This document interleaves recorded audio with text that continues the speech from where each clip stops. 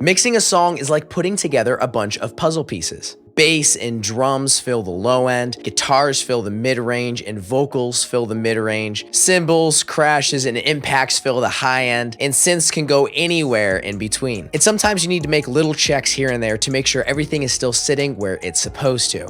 That's where today's trick comes in handy. But before I show you that trick, I have a gift for you. If you use compression at all, then you should download my Mom in the Car compression checklist. In that checklist, I use Mom in the Car as an analogy for compression, and it really helped me start to feel compression more than I was hearing it. So scroll down right now, click the top link in the description, and download that guide for free. So now let's jump on into the DAW. All right, so here we have a song that sounds like this.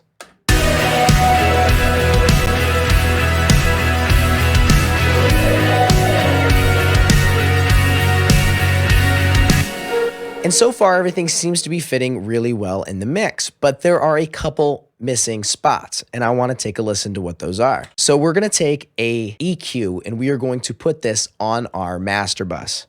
You can use a stock EQ. I'm just going to use Slate Digital's Infinity EQ here, and we are going to make sure that this is at the end of our chain. And what we're going to do is we are going to roll off the low end, and we are going to roll off the high end. That way we can hear just specific frequencies inside of the mix. So I want to hear what those guitars sound like, and I know they sit somewhere in here along the mid-range. So let's solo that band and see what we can hear.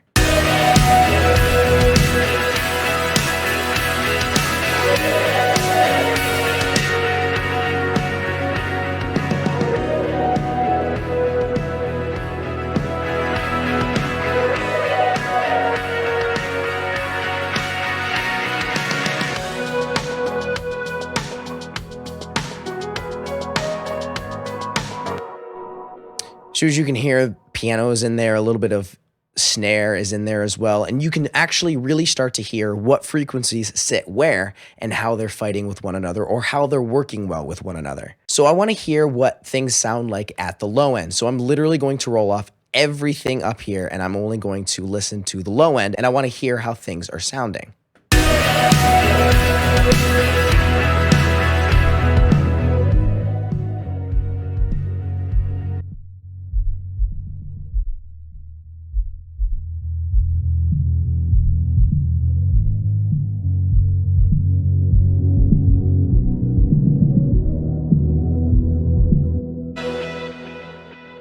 So I actually really like the way the bass and the kick drum are actually kind of working together. I don't really hear a lot of fighting. Sometimes this is called the backrooms check or the coat room check. If you ever walk into a club and the subwoofers are just hitting and you don't hear a lot of the high end, this is basically what it sounds like being in the coat room of a club or at a concert. Now I want to do one more check, and I want to do the exact opposite. I want to just listen to the high end.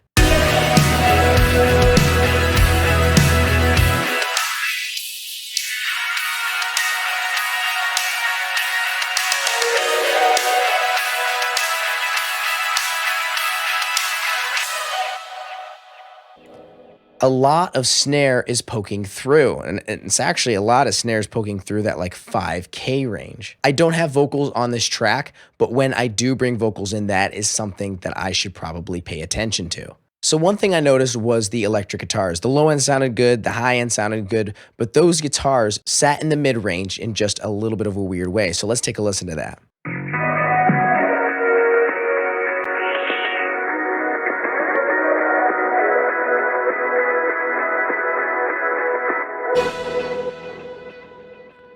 So it seems like that vocal chop that I have up here and the guitars are fighting just a little bit. What I'm gonna do is I'm gonna take these guitars here, I'm just gonna add an EQ to it, and I'm gonna cut right around where I think that vocal chop is hitting.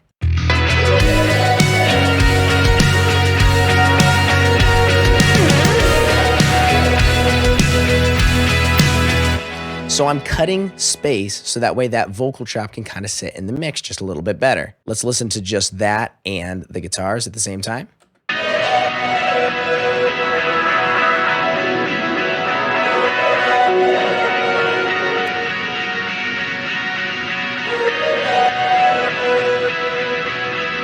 So making just a little bit of room for them. And now let's take a listen to what it sounds like in the context of the mix.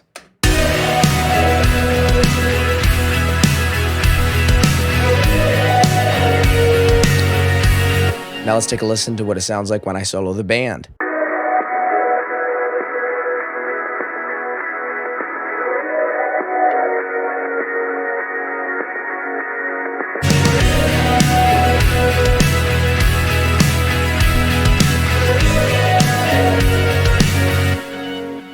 Sometimes a lot of producers will actually have a separate set of speakers, ones that kind of focus on the mid-range and ones that focus on the low end. But if you only have one set of speakers or headphones, or you like to be able to take your laptop with you and travel and mix, this is just a really nice and easy way to check everything throughout the frequency spectrum to make sure that your entire song is fitting together like it should. So remember those vocal chops that I had inside of that song? Well, I break down exactly how to make that sound in this video here. There are a ton of plugins on that channel, but there are really only 3 main elements, and I break every single one of those elements down inside of that video. So if you are interested in that, click that video there to watch that now. And now, as always, go create.